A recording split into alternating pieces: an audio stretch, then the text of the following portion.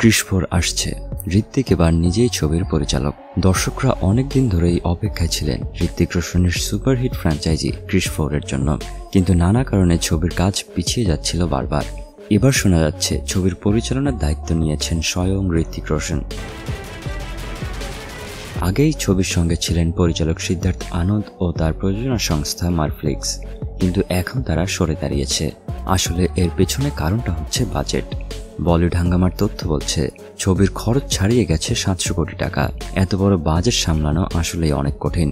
প্রায় 12 বছর আগে ছবির ঘোষণা এলো, বারবার এর কাজ আটকে গিয়েছে। এবার ঋত্বিক নিজেই নিয়েছেন পরিচালনার দায়িত্ব। এটাই হবে তার পরিচালনার প্রথম ছবি।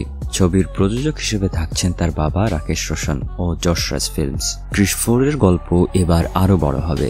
এইবার অবশ্য আসবে টাইম ট্রাভেল। অতীত আর ভবিষ্যতের মধ্যে যাতায়াত করে ক্রিস লড়বে এক ভয়ঙ্কর শত্রুর সাথে। নির্মাতাদের দাবি এই গল্পে থাকবে মার্ভেল সিনেমার মতো ভিজুয়াল ইফেক্টস ও অ্যাকশন। মনে করিয়ে দেবে ইনফিনিটি ওয়ার বা এন্ডগেমের মতো ব্লকবাস্টারের কথা।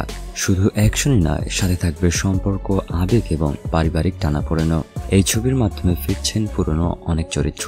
প্রীতি জিন্তা, প্রিয়াঙ্কা চোপড়া, রেখা এবং বিবেক অবরয়। নতুন করে যোগ হতে পারেন নোরা ফাতেহি। আর গুঞ্জন আছে ঋত্বিক এবার 3টি চরিত্রে অভিনয় করবেন।